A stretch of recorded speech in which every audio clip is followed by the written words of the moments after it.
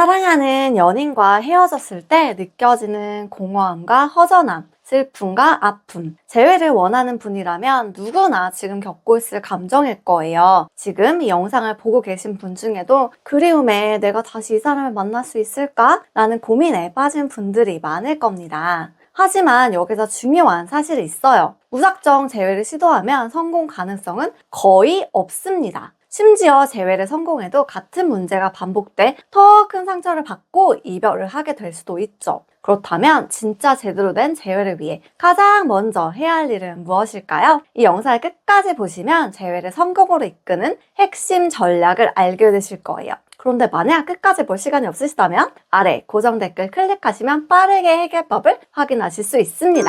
안녕하세요. 무의식 마음치유 전문가 에밀리입니다. 여러분은 어떤 이유로 이별을 하셨나요? 이별에는 되게 여러 가지 이유가 있죠. 성격이나 소통 방식 차이로 이별하는 경우도 있고, 상대를 통제하려는 집착과 불안 때문에 이별하기도 하고, 또 의견 차이를 좁히지 못해 지쳐버려서 이별을 하거나 거짓말이나 배신으로 신뢰가 와장창 깨지면서 관계가 끝나기도 하죠. 하지만 이런 이유들은 표면적인 이유일 뿐 내가 진짜 이별하게 된 진짜 원인은 따로 있어요. 그게 뭘지 궁금하시죠? 겉으로 드러난 문제 뒤에는 더 깊은 심리적 원인이 숨겨져 있는데요. 같은 문제를 반복하고 내가 비슷한 연애 패턴을 계속 반복되고 있다면 진짜 이유는 바로 여러분의 무의식 때문입니다. 엥? 무의식? 무슨 상관?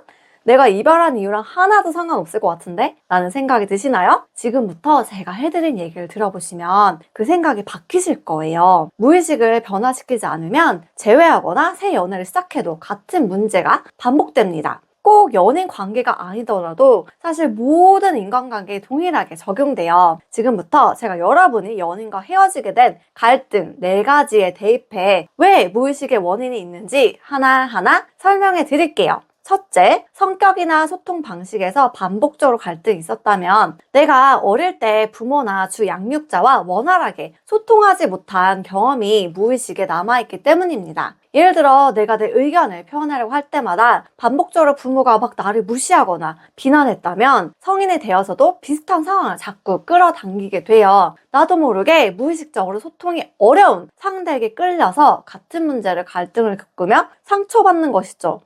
왜 그러지? 싶으신가요? 왜냐하면 사람의 뇌는 끝맺지 못한 경험이나 해결되지 않은 감정을 마무리하고 싶어하는 특징이 있어요. 그래서 내가 과거에 막 깊은 상처나 해결되지 않은 막 그 감정이 남아있다면 무의식은 그걸 다시 경험하게 만들어요. 왜냐하면 그게 우리 마음이 자연스럽게 상처를 정리하고 치유하는 과정이기 때문이에요. 그걸 전문 용어로 트라우마 재현이라고 합니다. 둘째, 불안 때문에 상대를 내가 막 통제하거나 집착을 막 멈출 수 없었던 적이 있으시다면 어린 시절 주 양육자로부터 충분한 애정을 받지 못했거나 정서적 거리를 느꼈던 경험 때문입니다. 이런 경험이 내 무의식에 자리를 잡으면 나도 모르게 상대를 지나치게 통제하려 하거나 집착하는 행동을 하게 돼요. 그 이유는 버려질까봐 불안한 감정 때문이에요. 여기서 버림받았다는 건 단순히 누군가가 실제로 떠났다는 의미만이 아니라 마음속에서 나는 충분히 사랑받지 못했다 또는 나는 소중하게 여겨지지 않았다 라고 느끼는 모든 경험을 포함해요.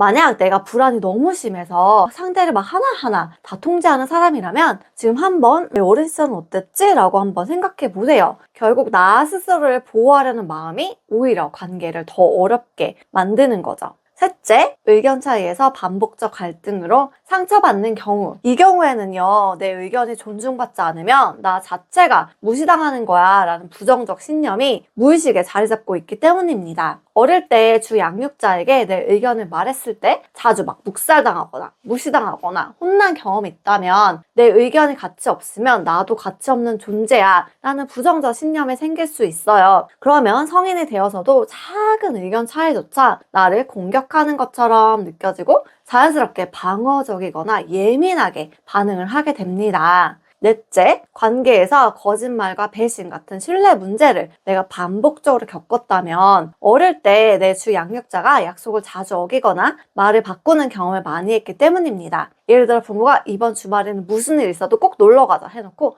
이번 주 못 갈 것 같아 라고 갑자기 안 가거나 이거 무슨 일 있어 내가 꼭 사줄게 했다가 또 말을 바꾸거나 세뱃돈 엄마가 잘 모아놨다가 돌려줄게 해놓고 안 주거나 이런 거짓말 경험을 반복적으로 하게 되면 아이는 사람은 믿을 수 없어. 나는 결국 배신당할 거야. 라는 부정적 신념을 무의식적으로 갖게 됩니다. 이런 부정적 신념이 자리 잡으면 성인이 되어서도 작은 일에도 의심이 많아지고 쉽게 마음을 열지 못하는 패턴이 생겨요. 그래서 이렇게 무의식적 원인을 모르고 나의 이런 의식적으로만 행동을 바꾸려는 시도는 단기적으로는 효과가 반짝 있을 수 있지만 근본적으로 여러분이 헤어지게 된 그 직접적인 원인, 그 원인을 해결해 주지는 못해요. 그래서 여러분에게 알려주는 재회 제압법, 재회 스킬, 컨설팅을 받아서 재회를 시도하더라도 헤어지게 만든 그 근본 원인이 관계에서 그대로 있기 때문에 또다시 갈등이 반복되고 이별을 하고 또 상처를 받는 거죠. 여기서 더 심각한 건 새로운 사람을 만나도 비슷한 사람을 끌어당겨 또